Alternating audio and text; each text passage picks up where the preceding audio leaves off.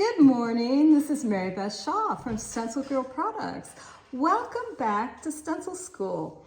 I have my friend Laurie Silver with me today, and she is going to offer us a lovely treat on how to do Zentangling within stencil shapes. Laurie, you want to tell us about your certification? Sure. Hi, I'm a certified Zentangle teacher, and I've trained with the founders of Zentangle, if you're familiar with that. If you're not, you can look them up at zentangle.com. And it's basically a simple drawing method that anyone can do, and I think it works just really well in the spaces that we can find within different stencils. And so I'm excited about this because I always doodle within the stencil shapes, but I can never get myself organized enough to create an official pattern. I'm always literally just doodling, and this is my favorite of Laurie's creations. This is using a stencil designed by Jane Monteith, and I love how this turned out. And I also love how there's a different pattern with it in each one. It's cool. So I'm going to turn the camera around, and then Laurie's going to give us a little demo of how you can do this within your own art and the stencils you may already have on hand. Although we'd love it if you bought more too. I'm just saying. So. Okay, so I'm going to demonstrate a couple of ways that you can use your stencils to Zentangle within. One way would be something really straightforward where you use a stencil to, well, I thought I had this stencil with me, but maybe I don't. It's hiding. But here's a different one, a similar one, where you can use the shapes and just outline them in a very basic way, and then do some kind of Zentangle within the shapes. So here's a very basic, one of our starter Zentangles, excuse me. And this one, I am just going to be drawing a line, and I'm skipping the empty spaces in between the shapes here. And then I'm going to go back and do what we call an aura, which is just mimicking the line you've previously drawn. And then I'm going to pick another direction and continue to do the same thing. And is that another aura? And that's another aura. Okay. Wow, I think I could even do this. I know you can, Mary Beth. I know. I'm behind the camera, you guys, if you're wondering. So we don't have a professional behind the camera. It's just me, but this is cool. And your lines do not have to be, they don't have to be straight. They can be curved. This one I'm actually curving around, so I'm going to aura it again. So this is just simple, and there's no, in Zentangle we say there's no mistakes, so there's no expectation that, I'm going to curve this one, there's no expectation that, your spaces are matching or exact. I'm just using the shapes from the stencil as a border, as an outline, right. as a way to... I love that. It takes a lot of the fear factor out because you're already starting with a shape. Well, and that's exactly right. You're not starting with a blank page. Right. So... Can you tell us what pen you're using? Oh, sure. I really like these Sakura microns. Perfect. And they're archival, they're permanent, they don't smear, they dry really fast. So if you tend to, you know, kind of drag your hand through your drawing, you're not going to have a problem. Great. And you're using an 05. I'm using an 05. They come in, this is an 08. This is a thinner one, an 03. Nice. And then there's the PN. You guys have seen me use that a lot. Yeah. That's the plastic nib. Yeah. I use it because I have a heavy hand and I don't like to destroy those little felt tip nibs. Yeah, these are a little more delicate. If you push too hard, you might snap one off, but I haven't seen that happen, but I know it could. But the PNs, like Mary Beth said, very sturdy. So that's one approach. Here in this one, I think it's fun to do something.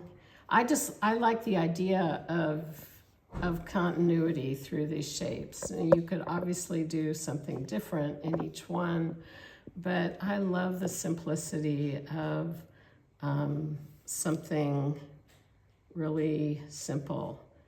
So I'm doing another pattern now that is essentially drawing a line partway across from each side, and I could continue that down.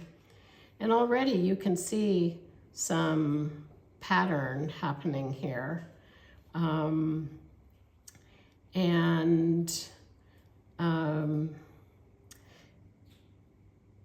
But here's another. You can just add some curved lines that are going to give this, again, a little more definition, fill them in. That's really cool. And again, we're just going really simple here. And it's the power of black and white, I think, that pulls me in. I really, really love that. Black and white. And so let me show you some other examples. So in this one, I believe I used this stencil here, and I used just some archival inks, and you could use any kind of inks. And I did the, you know, all the little corner parts. The corner parts here that start to give you some shape here. Okay, so this is kind of a different approach. Right. This is cool. So here, once again, so I'm imagining on this one, I can see the circular shape in here, and I'm going to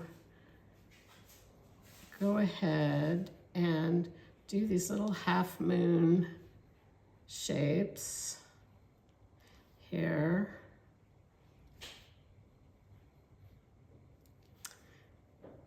And then I am going to go around, and like I said, I am imagining the edges of the circle here.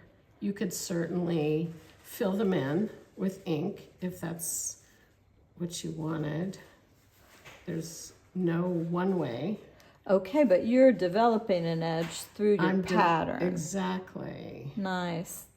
See, I wouldn't have thought of that. I would have just made a circle there. So this is already more sophisticated. And when I start to bump into a previous line, I don't go through it. Oh, I great. use it as, an actual barrier. So, and I'm just going around, and I could go all the way around until I get to the middle. I could stop here and have That is something in here. already absolutely beautiful. And then you can do things like you can see on this one, this is the same idea. I went into the first one, I just drew 3 little petal shapes and inked in the negative space, basically. Oh, that really makes it pop. And then you can go around and do that to each one, as you can see what happened here. So, you know, it's really let your imagination take you wherever, but I think the beauty of this is I'm not trying to draw anything representational, because to me that's out of my realm, but I can draw lines and dots and curves and come up with something. Yeah, and I can see where this is, it's almost like a self-soothing thing too. I can see where you could get into a meditative state working like this. Absolutely. I love It's not it. named Zentangle for nothing, you know? Right, yeah. There is a very much a calming, relaxing aspect to it, and Oh, for sure. And I can just see where, I mean, like this one that we showed earlier, Laurie put the color down first, right? Yes. Okay. And Yes. drew on top of the color. Then Right. this one, you put the color at the edges and then drew within the color. I really think you could probably watercolor. It doesn't need to be. Absolutely. Yeah, Ink I pads. did these for quick drying, but Yeah, yes. for sure. But You could probably watercolor, or if you had pens that would write over acrylics, maybe even do it over acrylics, put in Right. little bits in your journal. Gosh, the Right. sky's the limit right, here. the PN would be perfect for drawing over Of course, acrylics, of course. especially because Yes. there's a little tooth there. Yes. But Is this your journal? so this is one of my Zentangle journals, and I did. This is so pretty. So again, I just used some of the stencils to draw these shapes. I took them out of context. I didn't do them exactly as they appeared. Make the stencils You your know, own, people. Laurie's I- showing us. I moved them around. For It's sure. Probably this one. Let's be more. But I just moved Yeah. them around so I wanted to fill the page. And then I'm doing the same pattern within each one of these, and Really and I know it looks fantastic. very complex, but all I'm doing to start it is like a slight C curve. I'm just drawing some lines, some slightly curved lines from here. I'm filling in this little My bit goodness. of the curve. And then I am just rounding these.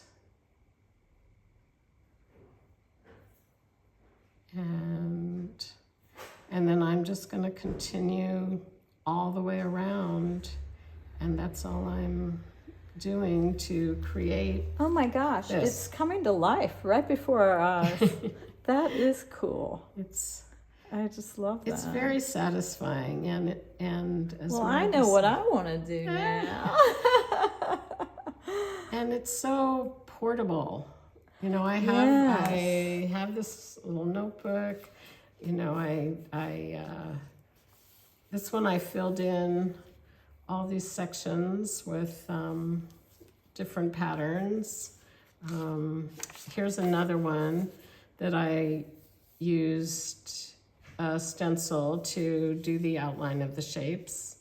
Here's the same one that I showed you here. And just look how it looks different Yeah. within this is a rounder outline, a rounder stencil. Here's one that's more angled. And Can you do them in color, or do you supposed to be black and white? Are there rules like that? there are no rules. Okay. The simplest form is black and white because all you need is a piece of paper and a black pen. Perfect. But no, I don't have too much color in this particular notebook, but there are definitely, there's no absolute rules. So I often use color. I just love it, Laurie. I'm it's- so glad you shared this with us, and I think everybody wants to go Zentangle right now. So thank you so much for watching, and we'll see you my next pleasure. time for Stencil School.